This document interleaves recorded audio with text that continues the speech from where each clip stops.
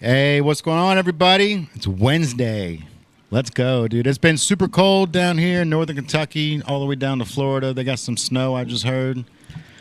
It's only enough time for them to really be like, oh, look, there's snow. And then by noon, it's like, where'd that go?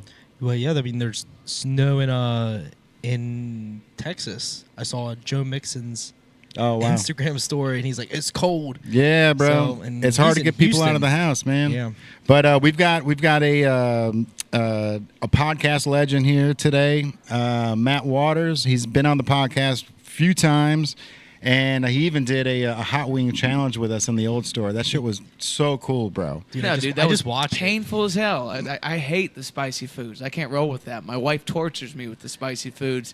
And you guys are like, we want to see you sweat. And I'm like, all right, player, if that's what we got to do, that's what we got to do. Yeah, man. It was a great idea, too. It was, we had you eat the hottest hot wing from Smokin' Ed Curry. It was one of his Carolina Reaper sauces that we had, and then you had to immediately perform afterwards. It was ratchet. It was awesome, dude. It was less than ideal circumstance. Thanks, man. I mean, when you got a fire in your mouth, you got to move quick. So we were popping. Yeah, that was awesome, man. So I'm glad that you're back, dude, because you're always on the run. You're always running and gunning, and like I always get to see you on social media because you're so good at the online content, whether it's your podcast or booking your events for the week where you've got like, hey, this is the Matt Waters weekly. The gigs this week. I got the weekly wave where I do the podcast. Gigs this week. It's like you're here. You're here with us right now, bro.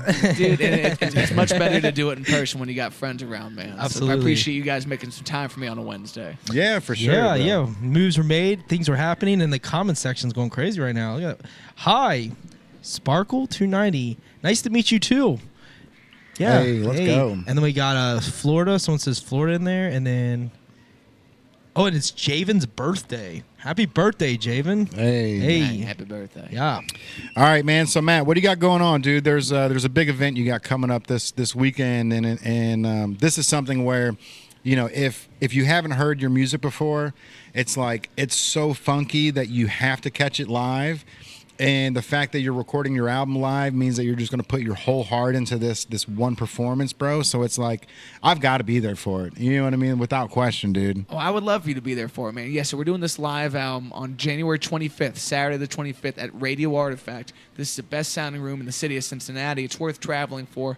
But the band's been on the road, just kind of tightening up the show, making sure that the sequences run smooth, that the solos are feeling nice. So I gotta say, this is the hottest the recipe has ever been. It's gonna be the 6-piece band. So we have our horn section, we have our 2 drummers. It's just gonna be burning hot. And then we have Apostle Jones out of Cleveland joining us. They're a sick, award-winning funk band that they've been doing a lot of this run. I mean, Mikey Silas, that fronts that band. He's a good friend of mine, and we're just excited to have him down here. This will be our 3rd time in Radio Artifact, so we're hoping to hit some record numbers and see what's going on. I want to jump in there. That's awesome. So the Radio Artifact thing, how did that come to be as the location for this big recipe event, man? I'm excited. Well, so they've had Radio Artifact, for probably 4 years now, and before that, it was just the live show room in Urban Artifact. It was a concrete block and nothing. Mm-hmm. And during the pandemic, Devin and Andrew Tetrick had just flipped this room just to be the most acoustically sound space in the city. So they redid all the walls, the floors. It's gorgeous wood paneling now. It sounds spectacular. They got it ready to live stream. They got it ready to be a studio. So it's like walking into a professional studio, but there's seats. You can do standing room. There's a bar outside. So there's just no other place to really compete with that in the city. Yeah. I've done live performances all over the place. Ludlow Garage. I've done Southgate House. I played Bogarts. I've done Megacorp.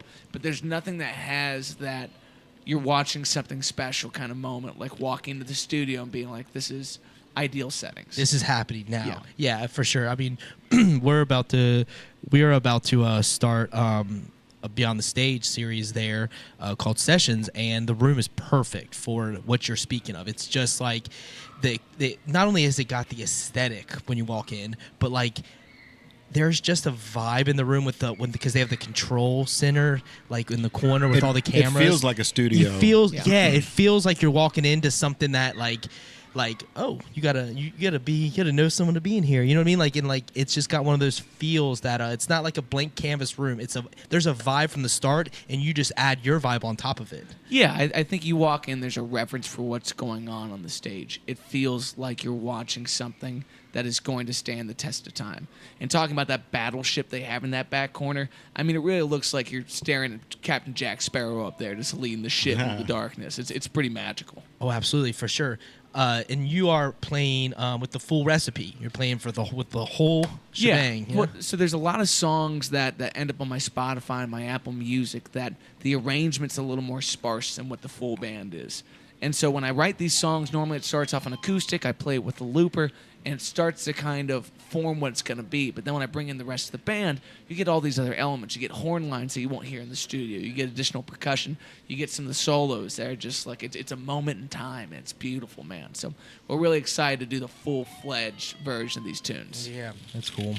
Yeah, and when you're kind of like deciding on whether to go with a full band or not, how do you kind of determine that outside of like if you know it's going to be a gig where there's going to be people or not? Like, how far out are you getting these guys? Because when we did Beyond the Stage back in June, we kind of like originally we talked about just by yourself, and then we kind of brought people in.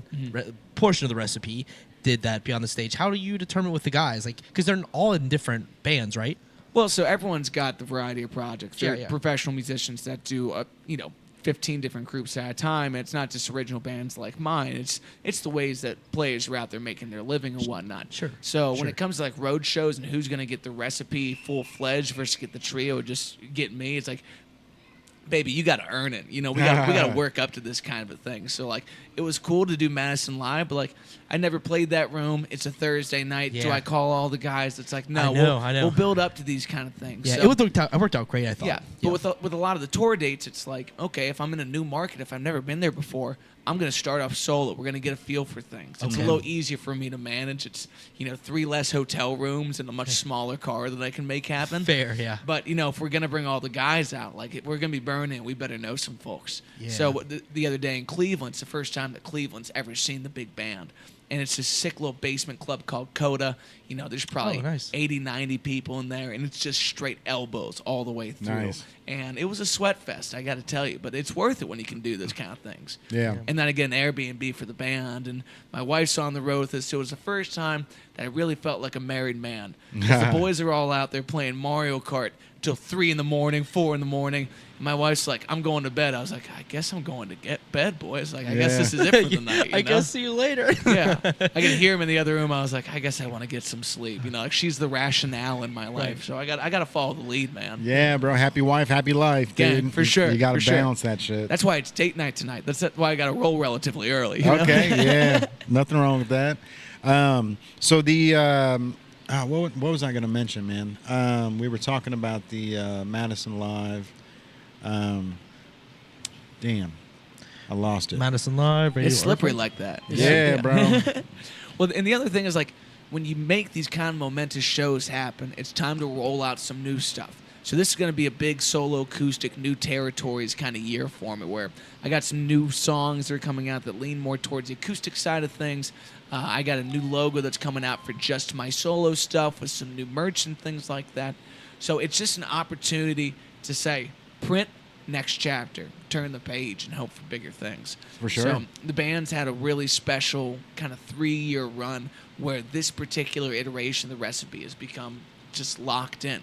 And then after that, you kind of have to say what's working and what's not working. So I'm starting to look at some new spots to take on the road. I'm going international for the first time. I'm going to Nice. Canada, Let's the most go. rural part of Canada. I was looking That's at cool. the logistics, and I was like, do I fly? Do I drive? And I look at it, it's the middle of nowhere, and I'm like, baby, I might be driving. Yeah, I might dude. see some Mounties. You know what I'm saying? Yeah, that's the trip, man. That's one of the best parts of going on vacation is, for me at least, is like the road trip there. You know what I mean? Like just seeing everything out the window, especially like Arizona to California, like being able to see the mountains and the desert and like all this random shit that you wouldn't see, bro. But it's like, you gotta, as long as you got a good DJ, you have to have the music on there, and it's got to make you feel like like it's a real road trip, bro. Yeah. Dude, So Cleveland, dude. Chip the Ripper's out there, and he just did an past the Augs party, like past the auxiliary, Oh yeah. and we were talking about trying to throw one here in Cincinnati, like where he would come out and be a part of it. I think that would be dope. It's like a pass the mic, bro. Yeah. It's like a pass the mic. I think you'd be dope in it too, Dude, for that'd real. be fly. I mean, everyone wants to have the new unheard thing that their friends are gonna dig. Like, I'll never forget the moment that I showed a bunch of my college buddies See You in the Funnies. It's like we're all freaking out about Coloring Book coming out, or talking about Big Baby Drum or something like that. And I'm like, well, guys, I get that. Like, there's new stuff at the top of the game coming out that's gonna blow your mind. But here's some dudes that I was just playing the other day with over at what's the name of it, Top Cats. I was like, okay, I was hotboxing Top Cats with these guys the other day, and it might be your new favorite band. And lo and behold, so many people falling in love with that group and falling in love with the catalog. So Yeah. there's that top 10% of music listeners that are always looking for the next thing, and they just keep as an ace up their sleeve. So, like, someone passes the aux, you're like, cool. Watch me blow your mind with this shit, you know? Yeah, especially you, bro, because you see the way you dress and see the way that you present yourself, and it's like you've got this funk to you, like a good funk, not like a smell. Yeah, that But- stank, baby. Yeah, but it's like one of those things where it's like you're one of the guys that I brag about, because it's like you're like an undiscovered talent right now, and it's like even when Maya was here earlier, I'm like I have no idea why he hasn't been signed to a label yet. Like, it's like the way that you present yourself on stage, it's a performance, dude, and you're so good at like capturing the crowd and getting them involved and having fun on stage. Like you in the recipe, bro, like you guys just look like you're having fun, and when you guys have fun, the crowd wants to have fun, right? Yeah, when you feel welcomed into that kind of thing. And, you know, I know that I'm at a huge advantage of the fact that this is the only job I've ever had. It's the only job I ever will have. People are That's out there crazy. worrying about their favorite bands breaking up, or that this won't keep going if you get on board. It's like, baby, I got a promise that before they put me in a box, I'm going to make sure that you have some crazy shit going on. Oh, so yeah. when you know what you're meant to do in this life, and you can just embrace that fully, and you can make the promises to people, and you can plan the tours, it's like, I'm not afraid to talk about 2030 if you want to book a show. Let's make it happen. Yeah. Because your dedication to your craft is like when you walk into this store, like, what's it take to make a brick and mortar really feel special? You need a guy that's borderline sleeping here some nights, okay? Yeah. I know when I look up in the rafters, when I walk back in the Mad Scientist lab, and I see that this guy's painted the innermost workings of the ceiling, that this is not just, oh, I had something to get done today, so I got it done. It was, I had a dream this morning, I'm not leaving tonight before it's done. If that means I leave tomorrow morning, say la vie, we're going to make it happen. That's the absolute truth too, man. There was I actually had a dream about maybe 6 months ago, and it was like, I've been wanting to create my own video game for years, bro, for years, like my own Mario game. Nothing like, I don't want to go and do the whole game. I just want to delete Mario and add my character in. Yeah.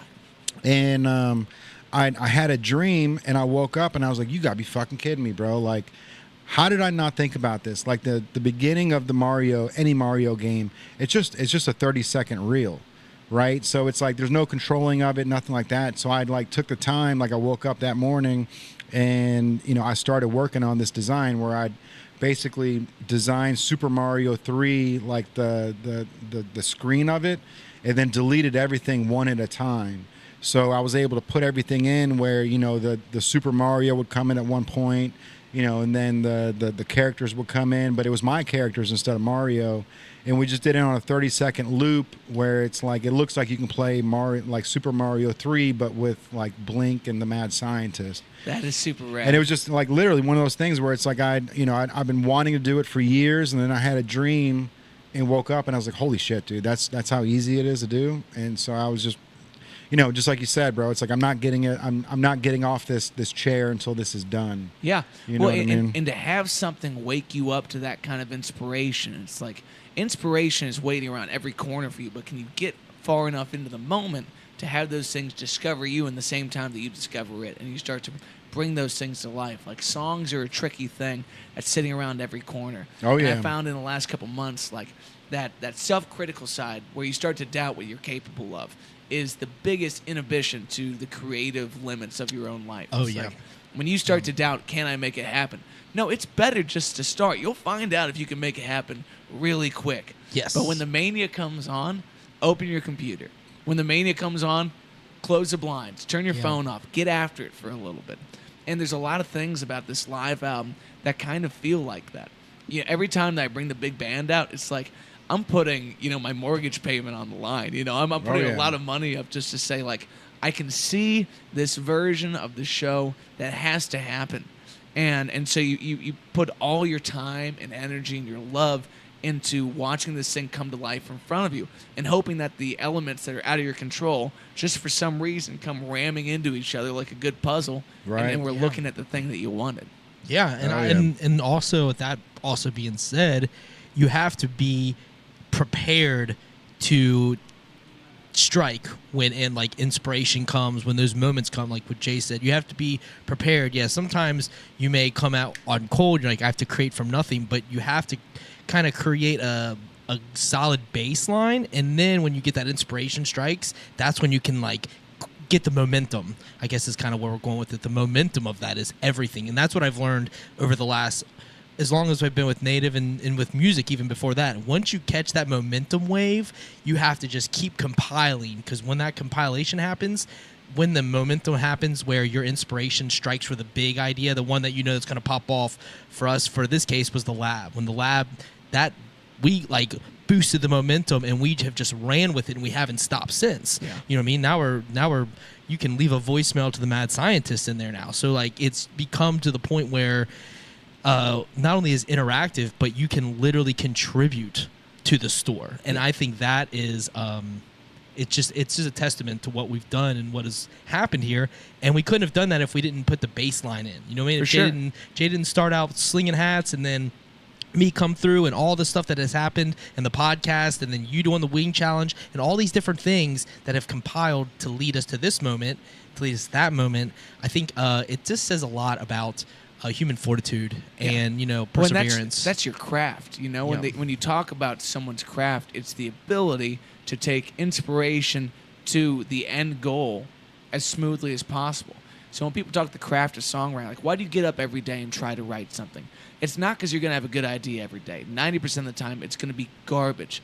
But the more that you try to refine any idea into gold, the more likely you are to let good inspiration come in, and you can get in the alchemy of it. When I hand Jay a hat today, he looks at it and says, well, here's the 50 things I can do with that right now. Because that's your craft. Yeah. And there's the hat looks inspiration. fire. Yeah, the moment that you get something new in your hands, you run because the craft has been burnt into you. It's just who you are as a person. It's working at this one vehicle and how you create in the world. Yeah. So just knowing that you have this obligation to the creative side of yourself to work on your craft, to take the limits off that, whether you design, whether you draw, whether you play, you need to be on top of your game. Mm-hmm. Yeah, that's all. I perfectly said. That's so what I was basically saying as well. It's literally on top of your game, but you're setting that baseline. You're setting that point where when you leap from there, you're starting, a lot of people might start here. Your already baseline's here. So when you're leaping off, when you're preparing the recipe, for example, you're going to bring the A game. When you put that band on,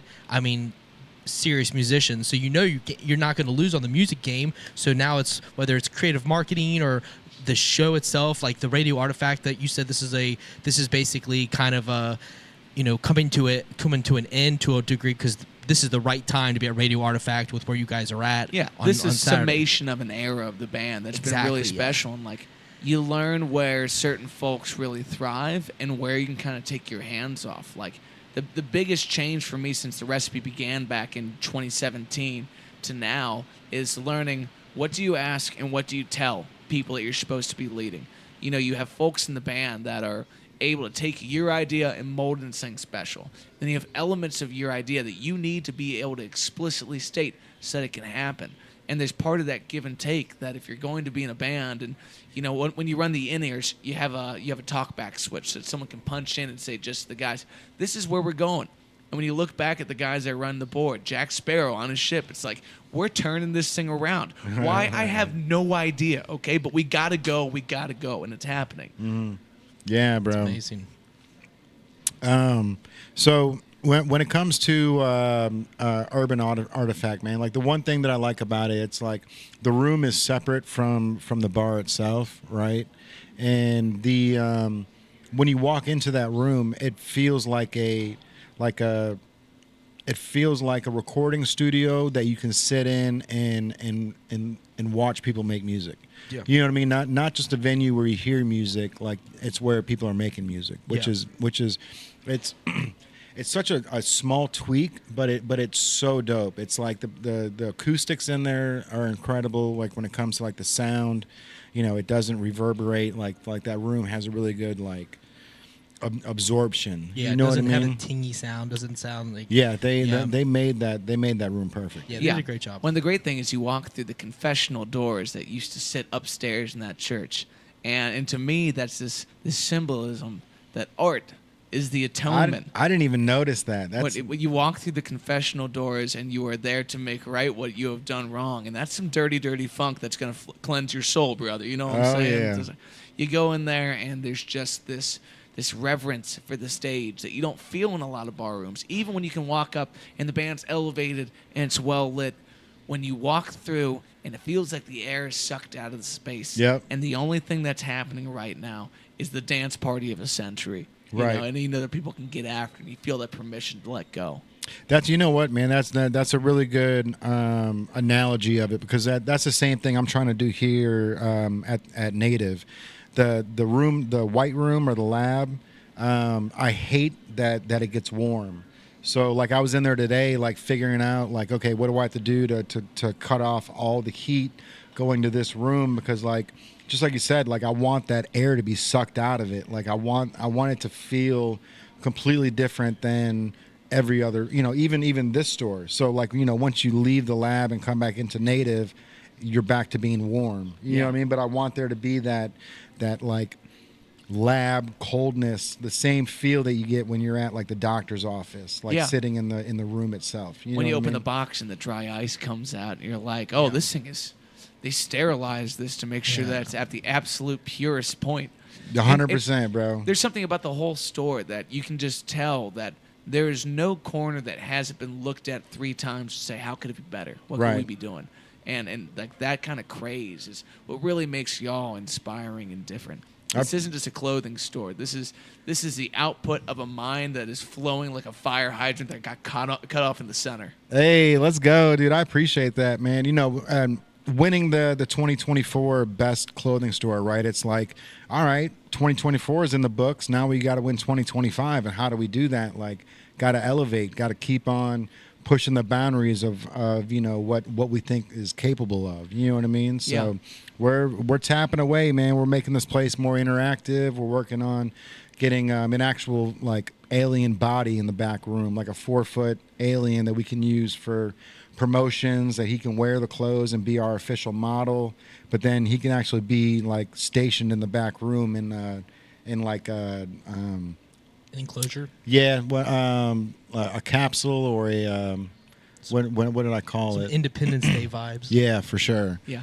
Well, they said that there was going to be some UFO stuff going on around the inauguration, and Oh, so you know about dude, that too, bro? so, I thought I was the only one telling I was the wife. I was given some phone calls about that where I was like, man, I'm not ready to listen to all this content that you're sending me, but like, if I should be on the lookout, I'm on the lookout. Consider me in, you know? Like, What I really want to they, believe. they said by January 25th, the 20th to 25th, we're gonna hear some big disclosure on alien information, and that was done through Dr. Alan Greer, Dr. Okay, yeah. David Alan Greer. Yeah. Is that his name, David Alan Greer, or is that the black dude from? I think it's Greer. I'm not Yeah, familiar off it's the top Greer. of my head. But I will say, if the mothership's landing on the 25th, what they're saying is you need to get to Radio Artifact. We're going to be getting down for a little bit, okay? Let's Some go, very dude. extraterrestrial shit. If you've ever seen George Clinton wearing his elephant nose, Oh yeah. you know what I'm talking about? Yeah, it's like, that's what you need to be ready for. Is some Funkadelic-esque vibes. So, That's, you know what, man? I never even put 2 and 2 together. Is that one of your inspirations? Yes. Is like the Parliament Funkadelics? well, it's the P-Funk Nation that's so much of an inspiration. Oh, It's yeah. like, I don't think you get Wu-Tang and all these other great, like, formations of musical bodies without what P-Funk was. P-Funk is like Motown if Motown made cartoon characters themselves. Yeah, So that's, when you, that's a good when you have comparison. Bootsy's Rubber Band come out and you have George put on the elephant nose and you see all these characters emerge, it's like we live amongst some of these stars, like Monster Mike, Mike Cobb, the bass player. It's like people go from being someone who plays their instrument to being an extraterrestrial member of the P-Funk Nation that Right. comes out of the mothership itself. I mean, there's something really That is cool. top-notch about that people don't give credit to. Yeah. But when you think of the cult of personality that comes along with that, that is the best example of what a music label can be. For sure. It's a sound, and it's an aura, and it's kind of a medium that people come through. And out walks a Bootsy when in walked a William, you know? Right. Yeah.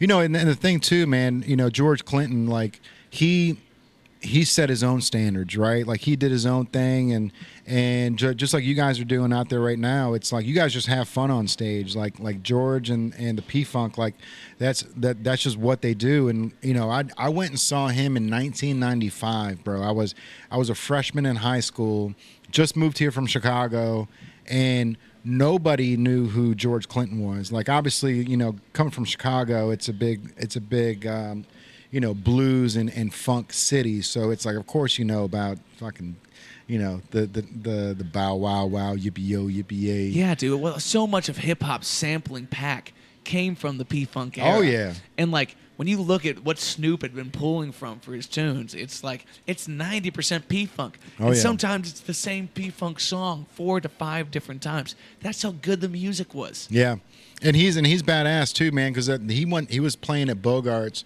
Like I said, I was only 14 at the time, and you know, he gets on stage and he's like, you know, I hope you guys are in for a good one because we're going to be here all funkin' night. And he ended up playing till like 1 o'clock in the morning, dude. And it's like I came in next day for school, and you know, I'm all dragging ass, and everybody's like, you know, what's wrong with you? It's like, oh, I saw George Clinton and the Parliament Funkadelics yesterday. They're like, who? Like even the teachers, who? Dude. It's like, oh, come on, dude. Well, people are whacking. They forget so quickly. It's like you need to look at the musical explosions for what it did for that point in time. It's like Hendrix sounds like a lot of guitarists these days because everyone plays from the inspiration of that. But before there was that, there was no understanding of what was going on. When he comes out and he covers Sgt. Pepper's, the week that Sgt. Pepper's comes out, Paul McCartney and Eric Clapton and I think Pete Townsend of The Who are all staying there together going, what are we going to do? Yeah. But it's over. It's everything that we knew before is over. Parliament Funkadelic is a similar thing. When Maggot Brain comes out, it's over. Yeah. It's so different. It starts off, free your mind and your ass will follow. What kind of Buddha is George Clinton? I mean, he's Right. a religion at that point. What was that Yeah. movie? PSU? PSU, I'm not familiar. Oh, dude, it's such a good movie. It's 1994. It was it stars Jeremy Piven. He's like the main actor, but it's like a college. You know, he's like the dorm, whatever the guy is, like the resident dorm dude. But they're trying to throw a party to so the fraternity doesn't get, you know, just like the standard 90s movie. Yeah. But they were bringing George Clinton in for this big party that they were going to raise money for to help fucking you know, get the frat back or whatever. It's great, dude. George And- Clinton has some killer cameos over the years. Yeah, and that was one of them, dude. You know, that movie 1994. It's David Spade is in it too. Like it's a classic, bro. That's awesome. I'll have to check it out. He also has a great cameo in How I Met Your Mother. Oh, Where really? It's like, I forget the guy that becomes a judge. He and his girlfriend, like, in his dream, they break up, and she's out on a date with George Clinton. Oh, that's great. And he is, like, classic grandpa Funkadelic. You know what I'm saying? It's like it's a new era of George, where it looks like, yeah, he's probably got, like, 20 grandkids at this point, but he is decked to the nines, you know? Yeah, that's the shit, dude. I went to Bootsy's 73rd birthday about 2 months ago at the Cincinnati Public Library. and it was a vibe. You walked in, they gave you a Bootsy Collins poopery, like a spray poopery. Oh, no shit. Yeah, man, and they have like his throne out for him and Patty. It was so tight. A bunch of the Bootzilla records like signees, like folks are coming in from like someone like the Eastern European funk that they have signed to that label. They're coming in and they're putting on a sick show over there. That's incredible, dude. And the fact that that's at the library too is awesome. It's free. It's free and at the library. It was crazy. What a power move. Yeah. What that's like what I do is first, because like first off you do it at the library, but like a poopery, like come on now, that someone's out there thinking deep. Dude, yeah. someone on his team is saying, where else is Bootsy Collins not gone before, but has to be. And it's like, yeah, poopery, that's a vibe. In it's your like, toilet, bro. In dude, your toilet. if I could put Bootsy Collins in Super Smash Brothers, the world would never be the same. I mean, it's like you can take his character and apply it everywhere. And that's a huge part of every artist's journey, is looking at how does a William become a Bootsy. It's like he didn't artificially make something and become that something. He went inward and discovered what he could only be that no one else was before. Right. Yeah. Tobot, which is one of the greatest engineers in the city, one of the greatest scratch DJs, works with Bootsy. And he was telling me about that journey of being like, all right, I go in, I'm Toby. What could I be? What could I be that's going to be in the P-Funk Nation that's distinctly me? And he's Tobatius, you know, Tobatius, the yeah. Latin sense of his name. And being the Tobot is just so perfect. He also plays with Freak Bass. So if you know Freak Bass, yeah, a huge protege of Bootsy. I think he plays in another thing too. He plays in another. Tobot? Yeah. Tobot's all over the place. I feel like I met him. Probably. Yes. Yeah, he's a great dude. Check out his album on Spotify. He's next level. One of the best scratch DJs that the city will ever know. He's a part of the Animal Crackers, if that's what you're thinking of. Oh, yeah, there it is. Yeah. There it is. That's what I was looking for. Yeah, they're fantastic. Yeah, dude. The Animal Crackers go hard. Yes, they do. Dude, I've been wanting to redo the T-shirt from Scribble Jam, from like I think it was 1993, when it was Eminem versus I can't remember the guy's name. The bigger black dude that Eminem actually lost to, but I wanted to do like an old school like boxing like poster style where it's like Eminem and that other guy, and I wanted to get clearance from the Animal Crackers, man, because I know like Mr. Dibbs and those guys were the ones that used to throw those events back in the 90s, man. It was like just like you were saying earlier, man, like you don't know like, you know, at the time, you know, how you're going to become Bootsy. Like Eminem didn't know that he was going to become Eminem. He was just the white guy going to these black events and trying to get his name out there. You're just know Marshall what I mean? at that point in time. And then you reach an innermost point where you can embody the character Yeah. that you're meant to be. Because when music reaches that level, you are not a human anymore. You're not just an average person. You are a musical legacy. It's like even the Beatles had to become Sgt. Peppers to become themselves in that kind of a way. So, like an Anderson .Paak. Like Anderson .Paak talks about changing his name right before Malibu drops, and in comes this whole figure. It's like, who is Bruno Mars before he's Bruno Mars? I have no idea what that guy's name is, but I'm telling you, that's probably not it, right? Right. Yeah, and Anderson .Paak is now dating Mariah Carey, bro. Dude, it's over. It's all over for Anderson us. .Paak is. Anderson .Paak's dating Mariah Carey. Anderson .Paak's album Malibu and his Tiny Desk concert, I would put up there some of the greatest musical contributions made in the last decade of time. I mean, they're absolute perfection. Those Tiny Desks are incredible, dude. You know, Anderson's was great. Obviously, we were playing Max earlier. Yeah. You know, those Tiny Desks, and Tyrell noticed that Max Don't Trip hat, he left there, so it's like it's in the background of the Tiny Desk interviews now. That's super rad. Yeah, bro. And then there's like, you know, there's some Cincinnati legends, Dog Yop, that have an awesome NPR Tiny Desk. But when you have those mediums to catch bits of people in the same way that the Native podcast is right now, it's like today in music, you love personalities before you love catalogs. It used to be, if you loved the catalog, you assumed you loved the person. And that couldn't be more different from today. It's That's like, crazy. Now you can hop on TikTok and you can get to know somebody. You can do the same on Instagram. So I appreciate all the ways that you guys have always helped me kind of find myself in that. The first time I did a line of merch with the Native brand was the first time I could look at a T-shirt and be like, that's exactly it. Yeah. That's what this is supposed to look like. Right. And a guy came to me the other day, and he was just asking for like some advice as a younger artist of what you need to do to get in the game. And I think the best advice I could give someone that is do it all yourself the first time. So when you turn around, you pay somebody to do it, you know exactly what it took to go there. Yeah. Attempt the craft. Because then when you look at the guy that's put in his 10,000 hours, you know why that means the absolute world. You know, for all the times I tried to make my own shitty merch and I hand it over to you, within 5 minutes of holding the hat, you're like, here's the 50 things that we could do. Yeah. None of those were on the table before you put it in the hands of the mad scientist or before you call a Tobot and you say, take this record and take it to the next level. So Right.